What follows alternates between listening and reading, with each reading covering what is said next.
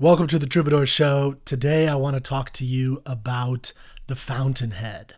And, at the Troubadour Show, I do the Literary Canon Club, where I help people get through and read through and experience the great works of Western canon from Homer to Ayn Rand.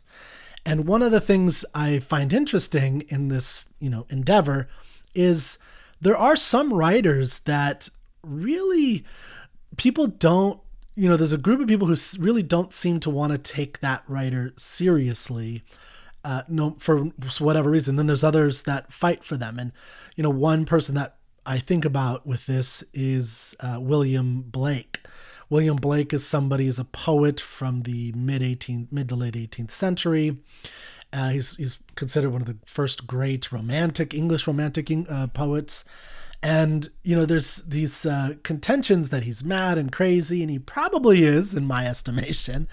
He's got some weird notions, but he is trying to do something. And in terms of his poetry, he's trying to accomplish something. He has a mission, even if I don't know if he really understands it. He's got some wacky philosophies he's kind of being taken in with.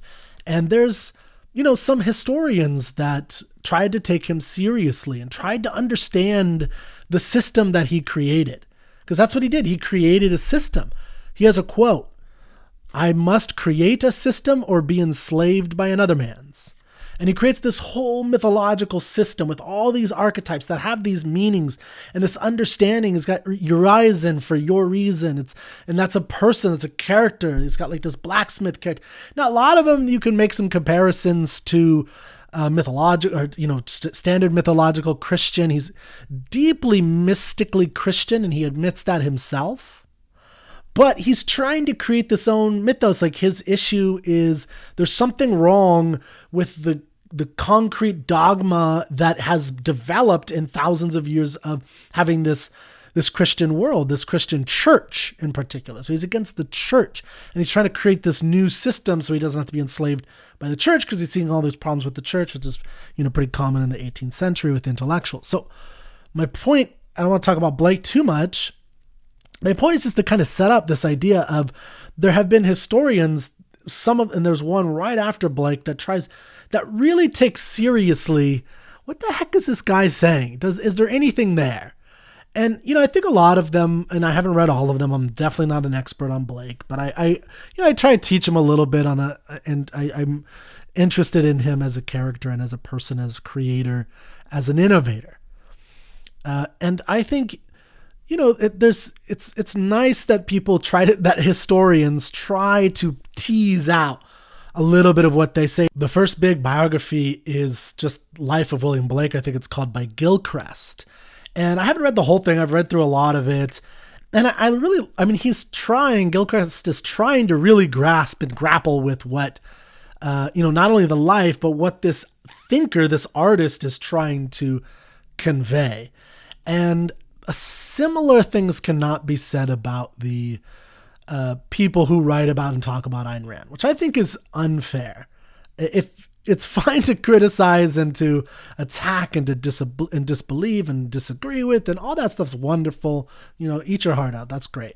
But if you're going to write something and comment about this as a focus, so it's one thing to be making analogies, discussing it, but and have a focus, like have some kind of understanding of what is really being said in this work, and I think that's helpful.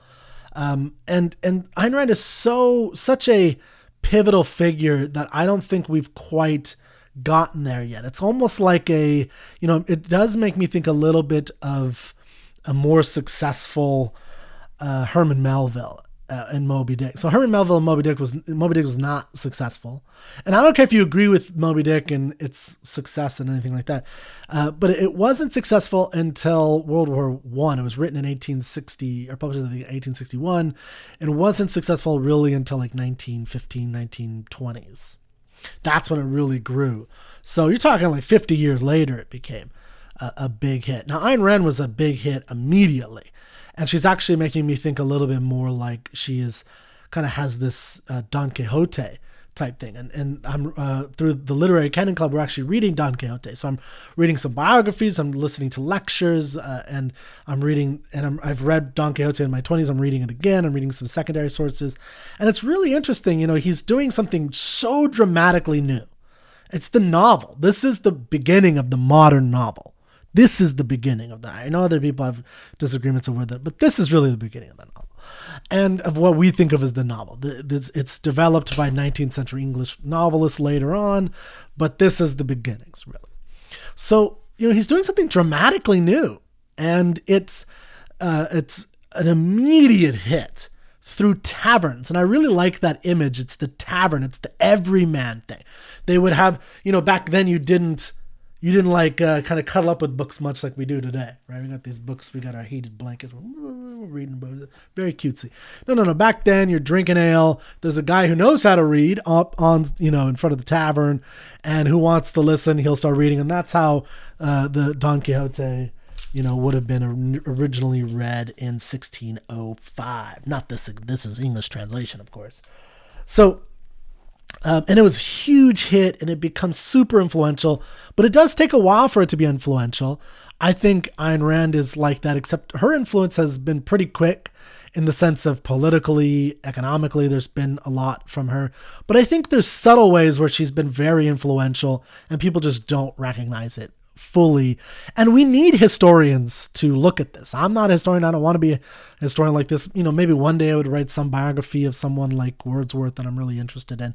But, there's so many good biographies. I don't know if I would add anything to it, right? So, but this is a place where I think there needs to be someone interesting writing about it. So what we've got, unfortunately, is a couple historians like Jennifer Burns and Heller or something like that. And I'm not, I've been thinking about, should I read these biographies? I've studied Rand quite extensively. Like, I feel like I've studied her too much almost, in the sense of my desire to learn more about the canon. The difference between her and other people in the canon is that, I really, her philosophy has been a helpful guide in my life. So I do think it's a helpful guide. Whereas, Cervantes the philosophy is interesting for its time, and we need to understand it today in the way that it's shaped us. And it's enjoyable, it's fun, it's got some really engaging and, important things that it's saying. But I wouldn't really guide my life based on Don Quixote, or Sancho Panza. I wouldn't follow that necessarily. But, there's something about Howard Rourke. So I want to look at this Lex Fridman, Jennifer Burns conversation. This is a 7-minute clip they put out a couple days ago on Lex Clips.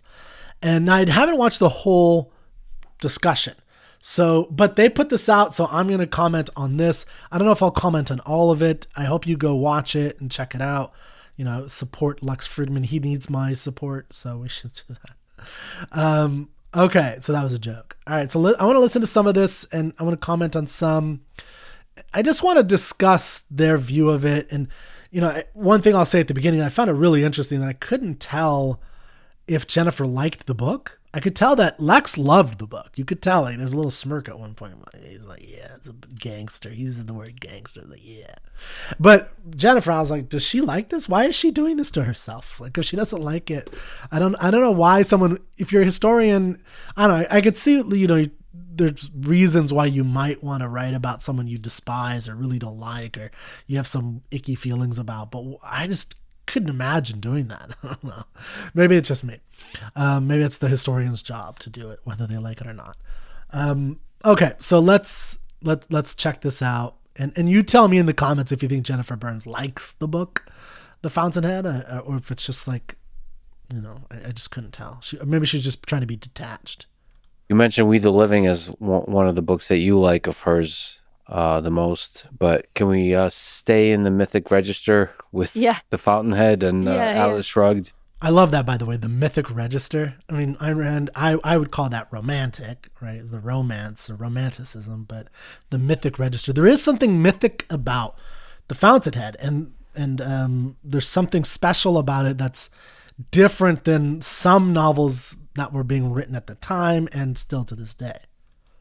What to you are some sort of memorable, inspiring moments, insightful moments from those books, that maybe scenes or ideas that you take away from them that are important for people to understand? Yeah, so The Fountainhead is this story of a struggling architect, Howard Rourke, and she kind of follows his life and his career. And the message is really, it's a version of to thine own self be true, right? So that's definitely not true. To thine own self to be true, Hamlet, very famous scene. Now, I'm not going to, I could dig into like Polonius, the person who's saying that, and talk about, you know, the meaning, I think, behind this statement. It was he was a father, he's telling it to a son. But I'm not going to go too nerdy with you, but I will say, you know, there's a clear understanding of that meaning, to thine own self be true, which I think is completely counter to Ayn Rand's philosophy. To thine own self be true struck me as like instantaneously not correct. And because, at least not for me, and the reason it wasn't for me is because it was so counter to what attracted me to it as a young guy.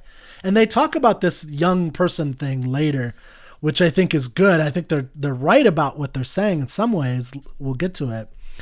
But, you know, I read it when I was like 17, 18, something like that. And man, the thing that I remember so much that really got me into objectivism and really springboarded me into studying it more was the line by Ayn Rand that man is a being of self-made soul. I think the line is, as man is a being of self-made wealth, so he is a being of self-made soul. So just like the equipment I have around here, I live in a house, I bought this book with my own money, oh my gosh, because I did marketing and sales and things like that. And that's how Kirk made money.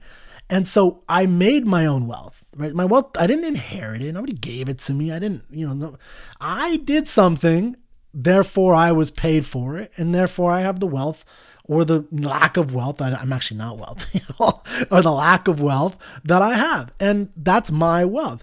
The character that I've built is mine. And that, I think, is what is actually occurring in The Fountainhead. And now we could talk about Ayn Rand's literary methodologies at some point. And I think there's something unique about her because she's not doing it necessarily in the way that other fiction writers will do it. So Howard Rourke, I think, is pretty formed from the beginning in a way that if you're reading a character like Elizabeth Bennet and Mr. Darcy in Pride and Prejudice, you are going to see a kind of internal change that occurs within the character. So Elizabeth Bennet goes through a transformation over the course where she has this kind of stubborn, and this is, why it's called Pride and Prejudice. She has this kind of prejudice against Darcy that it happens right at the initial time, and she sticks with that, and she sees things through that way, and she has to learn how to unsee it and see him in a different light. And she does this through a series of events, meeting him in different scenarios and things like that over time. And you could see the internal dialogue as she's thinking through these things and talking about it and things of that nature. And that happens. And now Howard Rourke doesn't exactly do that, I don't think. I mean, Howard Rourke he knows what he wants.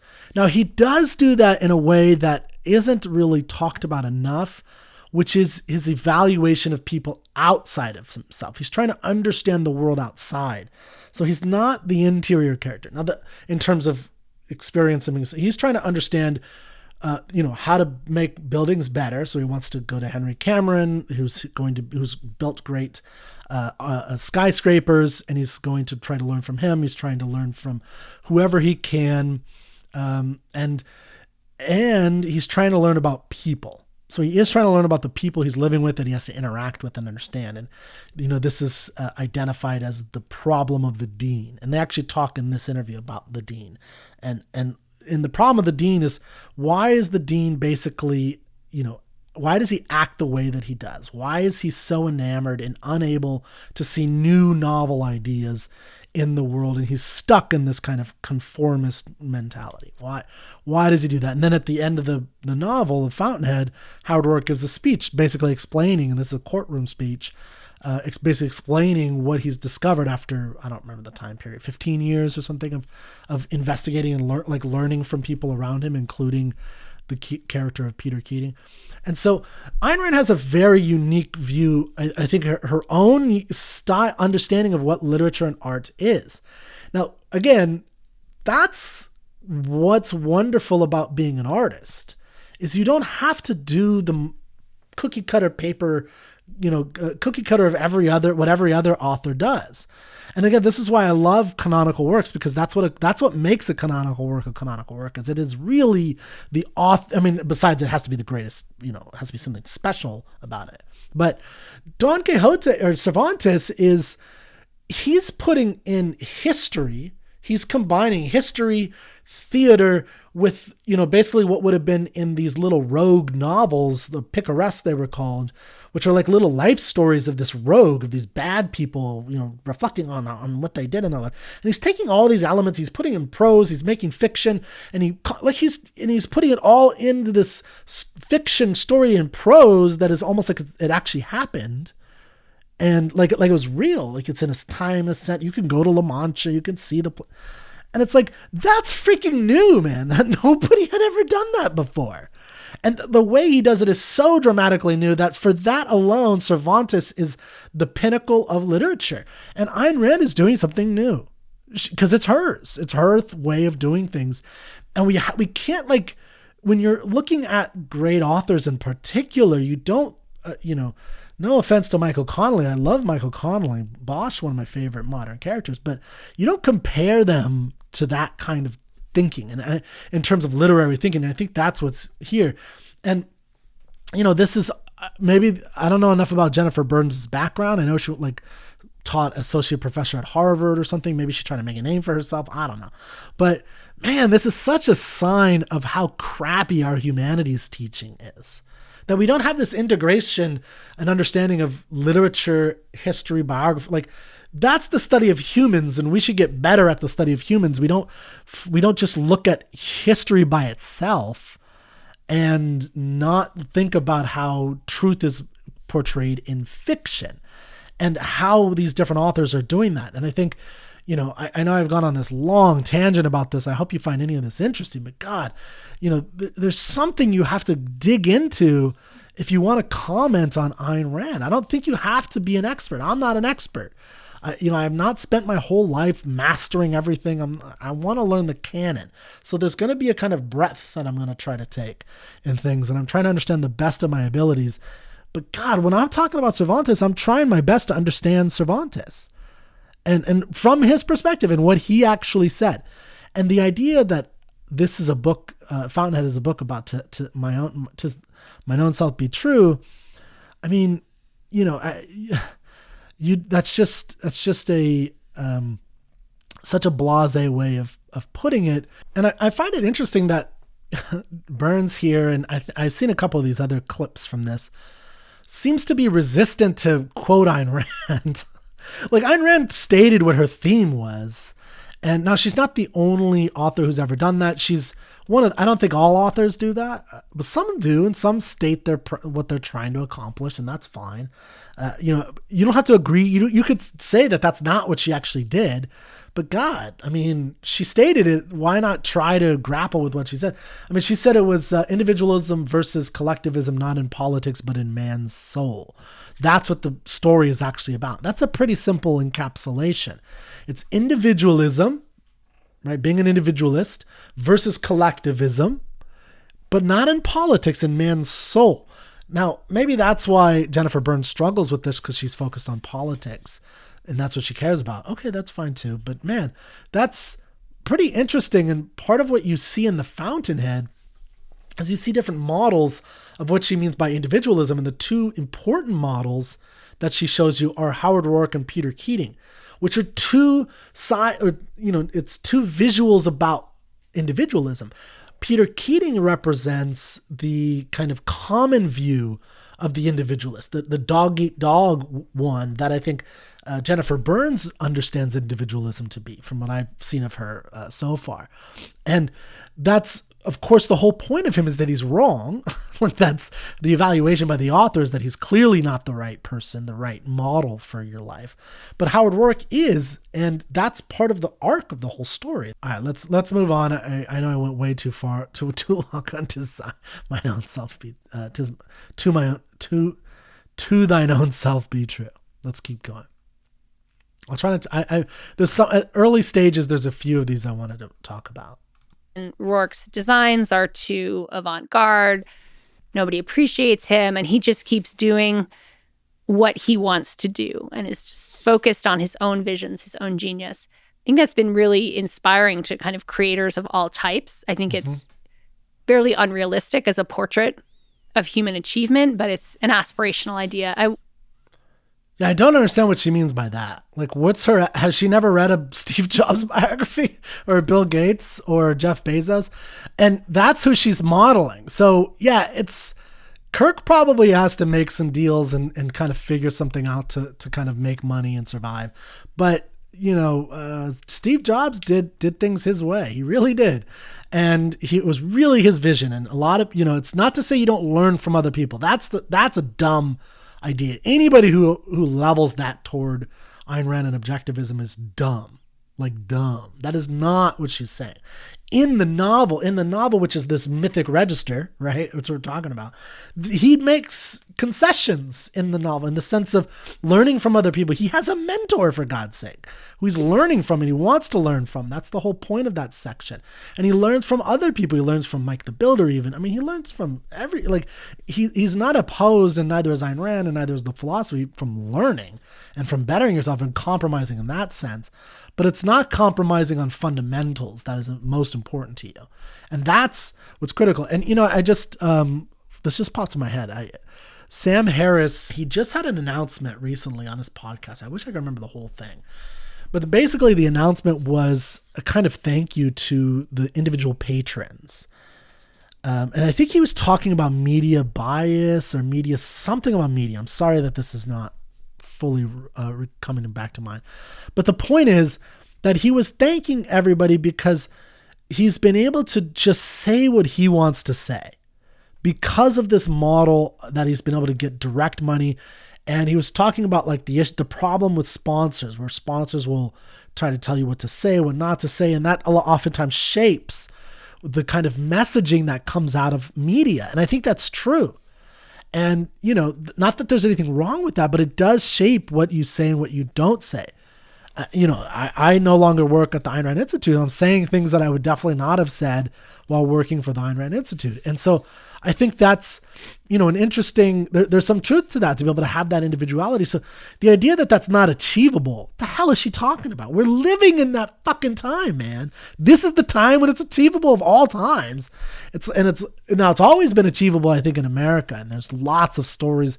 I think Rockefeller achieved it, and Carnegie. Yeah, I mean, that's who she's writing about. She's not writing about Joe Schmo or Jennifer Burns, who, associate professor at Harvard. Not that I am. I mean, that's nothing to sneeze at. That's great. But I mean, that's Jennifer Burns has probably made millions of compromises on all kinds of things in her life. And she, maybe her soul is corrupted. I have no idea. I barely know this lady. Maybe she's a nice lady. I have no idea. But Jesus Christ, man, it's like, look out in the world. There are people who are uncompromising, who do put one foot in front of the other and achieve something. And that's great. That's great. And that's what Ayn Rand is writing about. She's writing about those guys. Probably not you. And I'm sorry, but probably not you. But you know what? You could learn from that and try to be a little bit better and try to be a little bit more like them and try to craft yourself, being a self-made soul, to be a little bit more like them. Okay, let's move on. We're going to be here all day. I mean, one phrase that comes to mind is, there's a character, I forget which one, who is in some sort of adversarial relationship with Howard Roark and says something to him like, well, Mr. Roark, what do you think of me? And Roark says, I don't think of you. Who is that? What is he talking about? It's Toohey. I mean, you're a biographer of her, and you don't know her main villain in The Fountainhead? Now, maybe she was, it's a long conversation. I have definitely had brain farts where I just like something I know really well. So I'll give her the benefit. It's okay. But that's Tui. And he is an adversary of Rourke, trying to stop him from building because he understands very clearly that Rourke and Tui represents collectivism and the individualism versus collectivism, not in politics, but in man's soul. So Tui represents collectivism in the soul. And he is opposed to the individualism of Rourke because he understands what that would mean, how that would destroy the kind of togetherness idea that that he claims to want. Now, his actual motives and what's going on with him is obviously deeper than that, and I recommend reading the book for it. But, he's the main villain, for the most part. And that to Rand was the ideal. You're not thinking of other people. I've read a lot of Rand. I don't remember her ever saying that. Maybe there's some obscure letter from Ayn Rand where she's writing something like that. And, I don't think she would say that it is the ideal to live for other people. That's not what she would say. So yes, I agree that's not her focus. In fact, it's a really interesting book. We're doing a discussion group of this. If you want to join me over at troubadour.studio, go to events and check it out. We're doing Romantic Manifesto. And there's let's see what this says here. It says oh my God, there's a chapter in here called The Goal of My Writing. Man, it's almost like she knew what she wanted to do. And this was written after she wrote Fountainhead and Atlas Shrugged. So it's like, man, maybe she thought about what she had wanted to accomplish, or maybe she wanted to recraft what she wanted to say. That's fine too. Oh, it's the first sentence. Man, it took a lot of research on Kirk. Kirk is a good researcher. First sentence: the motive and purpose of my writing is the projection of an ideal man. Boom. Freaking done. That's it. The motive and purpose is and now what she means by an ideal man is not this. You can go a little bit further to see what she means by the ideal man, the portrayal of a moral ideal as my ultimate literary goal as an end in itself, to which any blah, blah, blah, didactic, blah, blah, blah. Now, is her ideal man a man who doesn't care about other people, doesn't listen to other people? That's the question. Let's see. I want to make sure I got what she said. Says, I don't think of you. And that to Rand was the ideal. You're not thinking of other people. Yeah. And that is like, she talks a little bit about this in The Goal of My Writing, but in the Fountainhead, if that's what you got out of Fountainhead, man, I mean, I think I heard somewhere, and I could be wrong about this, so I'm sorry, but that Jennifer Burns didn't read The Fountainhead until she was like 40, or read out Ayn Rand until she was like 40. So there's a challenge in the sense of you're interpreting it with all this, especially she went to good school, she's relatively intelligent, so she's been integrating ideas for a long time. So to have something so radical put in early, later or midlife is challenging for sure. And I give her props for at least trying. But God, that not listening to other people, that's what you got out of Howard Rourke when the most famous scene that's talked about the most that I've heard of is when he, when he turns down money, lots of money for a commission to do a building because they wanted to just basically, in his mind, make him compromise on his ideals. And we have a lot of examples of this in the art world today when we have like these director's cuts and things like that, where directors are fighting to have their vision. I think of like the Zack Snyder Batman versus Superman director's cut, where he was fighting to have this, and now the powers to be were so much stronger and had so much more control over everything that I think he lost out on the theatrical release. But then the Zack Snyder came out, and I think it is a lot better, and that was his vision. And there's something to, and Zack Snyder's a huge Ayn Rand fan, by the way. He's not an objectivist, but he likes this story for exactly what they're talking about. But it's not about not listening to other people. It's about enacting your own vision. There's a difference. There's a difference in perspective, right? So not listening to other people is other people focused, but having a projection of a character that's based on your own understanding of your vision and how you're trying to accomplish it in the world that you actually live in, that's another perspective. And that's what Ayn Rand is focused on. There's plenty of all the other stuff out in the world. Why the hell does she have to write like everybody else? She's writing something that she thinks is important. You're an island unto yourself. You're focused on your own goals. Whose goals should you be focused on? I mean, if I'm focused on a goal to build a business, it's not like you do that like by yourself, unless you're an independent creator, doing YouTube stuff by yourself in your apartment or your room or something like that. Then yeah, you're by yourself. But even then, you're using people's technology, you're trading with them, you're buying things with them. And Ayn Rand wrote a whole series of articles in Capitalism, the Unknown Ideal. She wrote about trade and the importance of trade as a fundamental value to her, and trading with other people spiritually and materially. And this is the area I think Jennifer Burns' book, Goddess of the Market, is all about. It's about the economic and political aspect of it. And so it's, there's a whole Virtue of Selfishness book. So I don't know what Jennifer Burns is talking about. Like, where is she coming from with any of this stuff? Own capacities. And you're not doing it to impress other people. Because that's what you should be doing, is impressing people. Or to be better than other people, or to dominate other people. You're doing it because you're sort of expressing your inner soul in a way.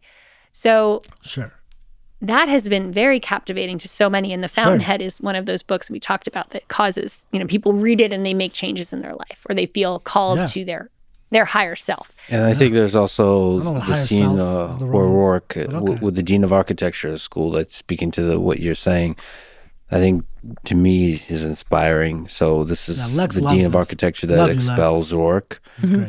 And it brings him into a meeting thinking Rourke will plead for a second chance. And the dean says that Rourke's work is contrary to every principle we have tried to teach you, contrary to all established precedents and traditions of art.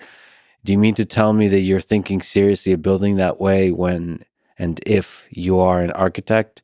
And then in a gangster-like way, Rourke says yes. And then the dean asks, my dear fellow, who will let you? And Rourke replies, that's not the point. The point is, who will stop me?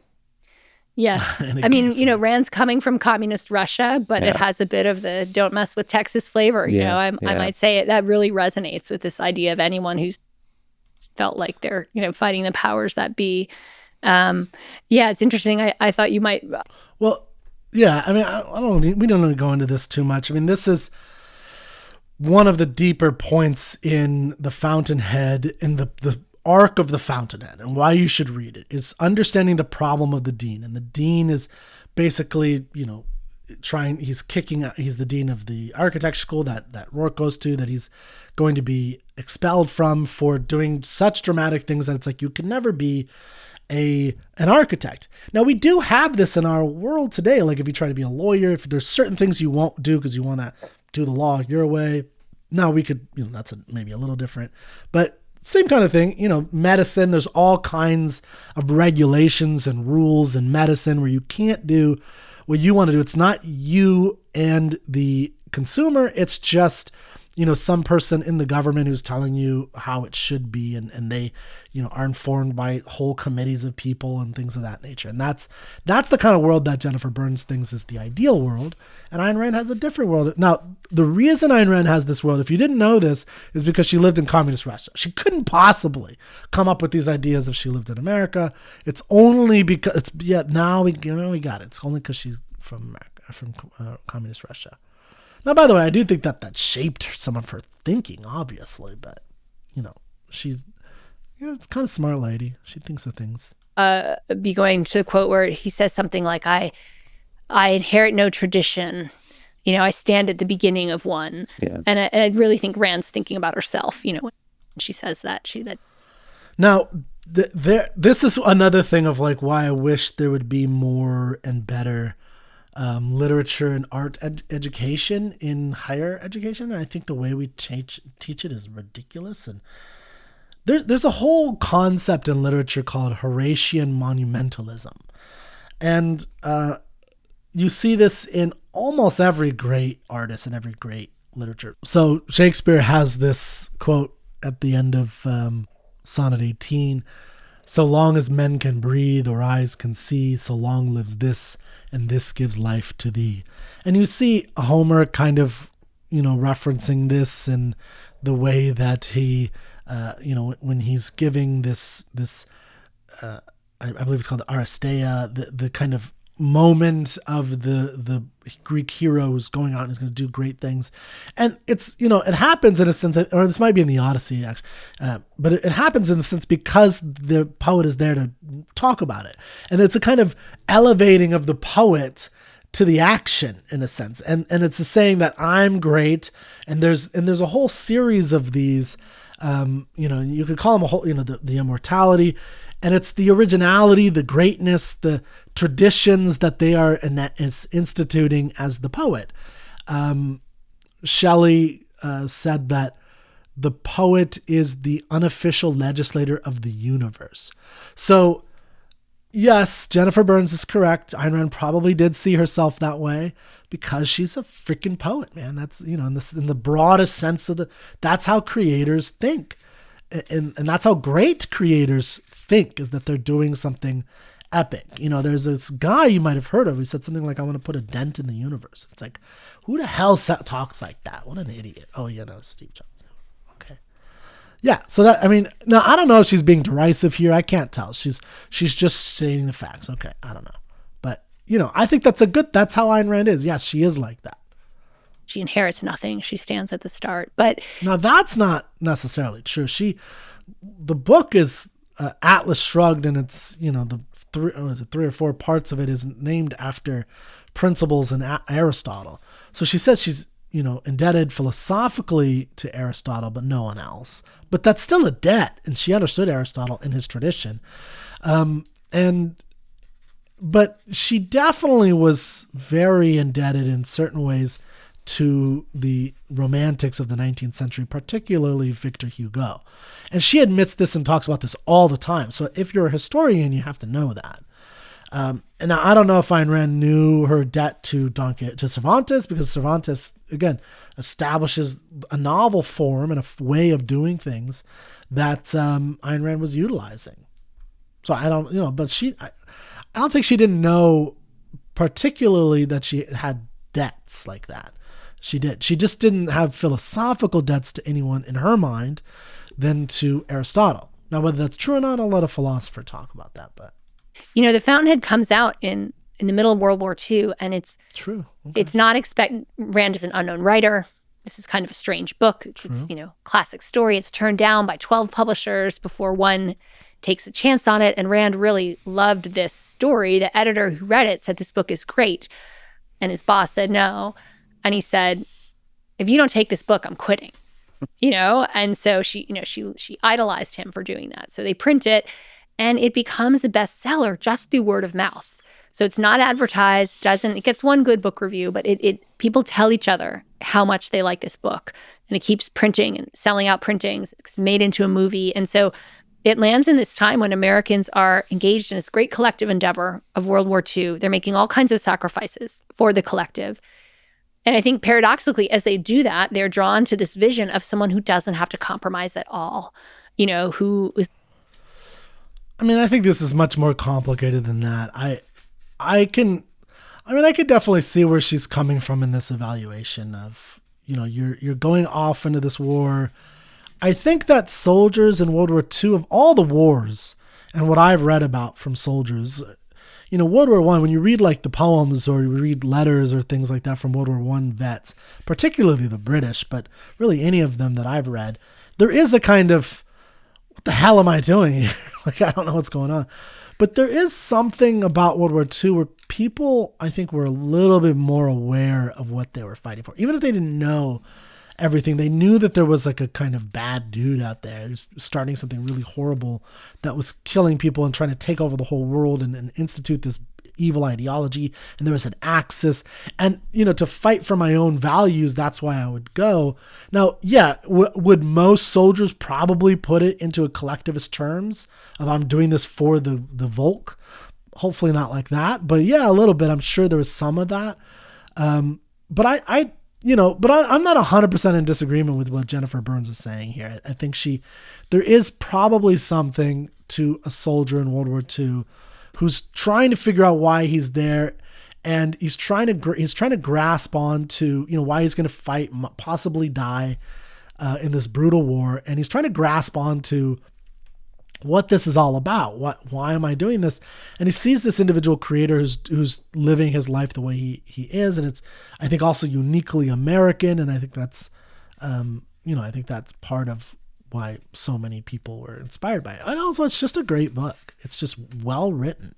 It is. I've read a lot of fiction. It's pretty nice. Yeah, she knew what she was doing. Leading their life exactly as they want to. You know, meanwhile, they might be sleeping on an ocean liner because they've been drafted to fight in this war. And they're reading The Fountainhead and they're feeling better about themselves. And so maybe. It's also really interesting. The Fountainhead is hugely popular in India, which is fascinating. Yeah. And, you know, talk to people about this, and they basically say this book comes like a breath of fresh air into a very traditional and conformist culture, and people just latch onto it and they love it, you know, and it gives them that feeling of freedom and possibility that they're hoping for. Yeah, I mean, it really is a book. Atlas Shrugged can be a bit of that too, but it's more of the philosophy, objectivism, and the details and the nuance of that seeps into Atlas Shrugged. The Fountainhead is very much like a thing that makes you change the path of your life. Yeah. And that's beautiful to see, that books can have that power. And, you know, Rand knew that she was doing that, and she knew what she was doing. You know, this wasn't an accident. And people say, oh, she's a bad writer. Oh, her characters are so heavy-handed. You know, she started as a screenwriter. She started as someone who analyzed films for movie studios. She knew exactly how to manipulate plot and character and drama. And she also knew that she was writing, you know, people say, Rand is for, you know. That's such a weird thing to say about a novelist. Like, she knew how to manipulate plot. Like, what the hell are you talking about? I'm sorry, Jennifer. I don't know you, but Jesus.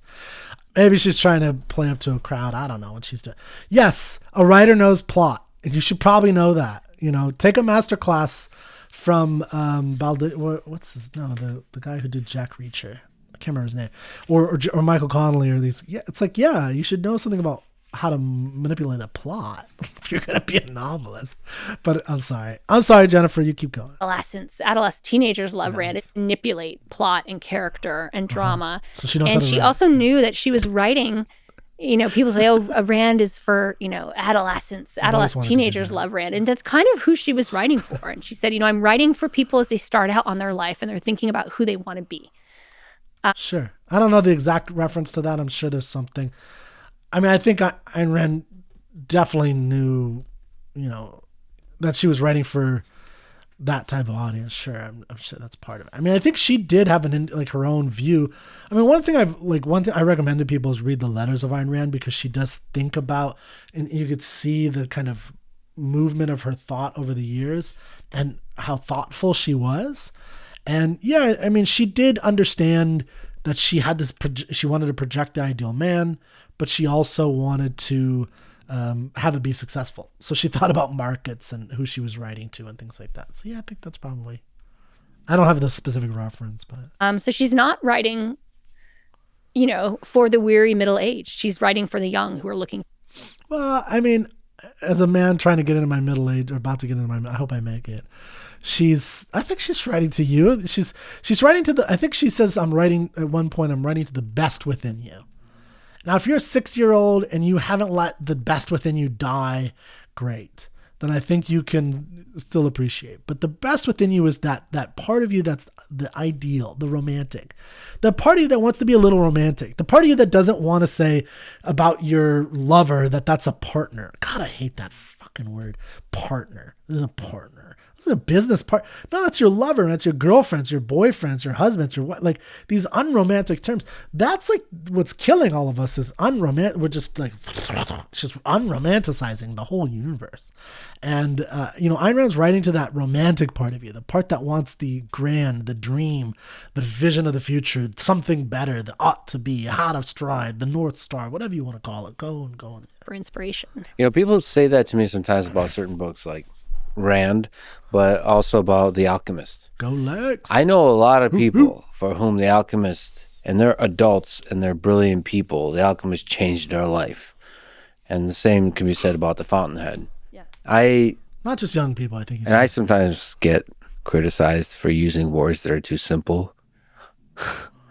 I think simple words can have power, and the cliche thing sometimes needs to be said, and sometimes, if effectively, needs to be said in an over-the-top way in the mythic register. Because that's the thing that resonates with us. Or romance. Because we are like heroes of our own story, and we need to hear that message sometimes to take the bold step, to take the risk, to take the leap.